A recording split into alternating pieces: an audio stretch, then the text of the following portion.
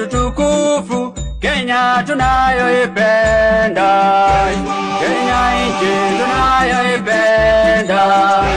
Twajivunia sana tukijiita wa Kenya, nchi yenye baraka.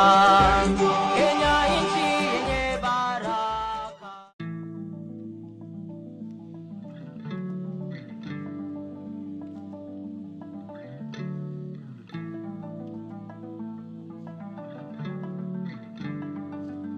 I'm Joshua. My story doesn't start here in Kenya, but in a neighboring country called Uganda. I'm privileged to have lived through every president that Kenya has ever had. And it starts with my life as a young boy in Uganda. And this was during Idi Amin's time. Idi Amin was the president of Uganda at that time that we were there. And it so happened that he was at one moment not very popular with the population, and also including the neighbors, and he had to be forced out of presidency by forces from Tanzania.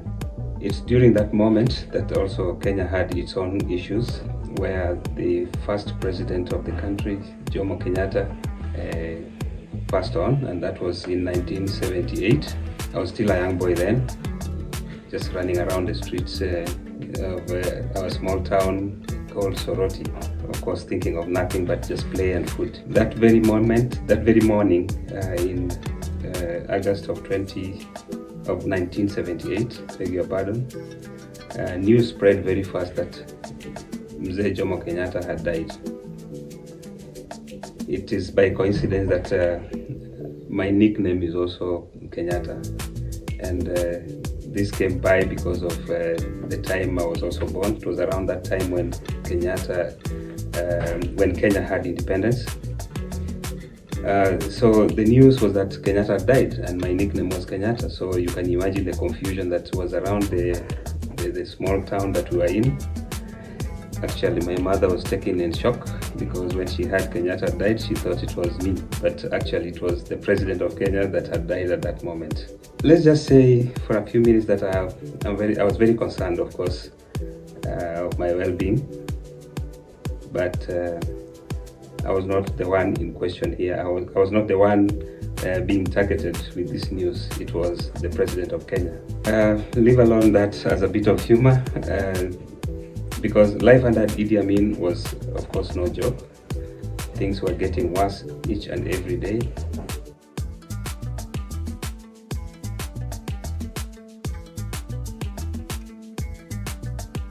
My mother, of course, being a mother and who she was,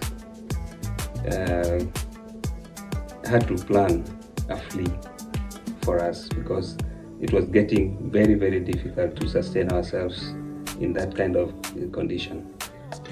So we planned an escape, and the escape was, of course, through the small town of Busia, and we had to come in batches, that is me and my siblings.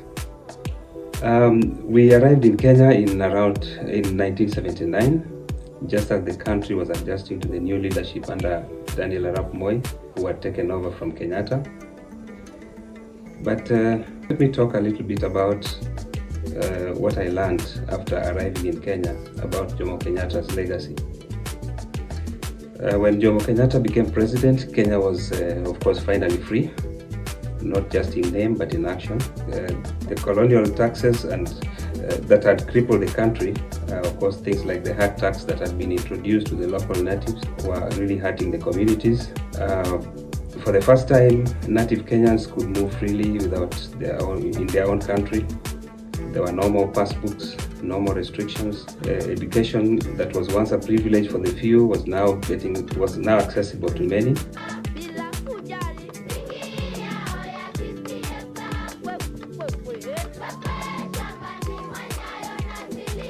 And most importantly, the land. Of course, land was a big issue. The colonialists had taken most of the lands that they refer to as the White Highlands, and therefore this was part of the reason that the clamor for independence was actually fought. We returned, of course, the land was actually lost but was returned slowly over the period after independence was got. We being the people of resilience, of course, had to take time and persist so that we could get all these things, especially the issues of land, back to the natives. Jomo Kenyatta laid a good foundation for this nation, but as we all know, it's one thing to fight for independence and it's another one to build a nation. And that job fell into the hands of the president and other presidents who came after him.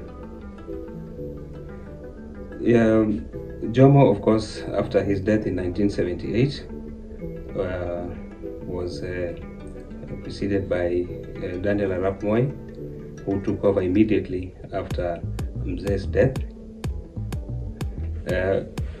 Moi was now in charge, and at first he followed Kenyatta's footsteps, of course preaching peace, love and unity, and of course his philosophy of Fuata Nyayo, which was very famous during his tenure. As fate would have it, certain things started happening in the country, which of course included things like the coup, which was in 1982. I remember this day very well. I was in school. I was in Form 2 in Kisumu, and at that moment there was this turmoil in the country where the Kenya Air Force actually attempted a coup. The coup lasted a few hours only, but it changed everything. It later on determined how Moi would rule the country. He became tougher, more cautious, a little bit harder than what people thought he was. If there was ever a moment that defined his rule, it was that day. After that, he tightened every noose, every grip on the opposition especially. He ensured that Kenya never fell into complete chaos. And I think for that, we really have to give him a thumbs up. By the early 1990s, the pressure for democracy was so strong, people wanted change. Moi, for a better part of it, resisted that change, but in 1992, Kenya finally held its first multi-party election. It was a historic moment, of course. People finally had a real choice in leadership. Then came the Kibaki era in 2002.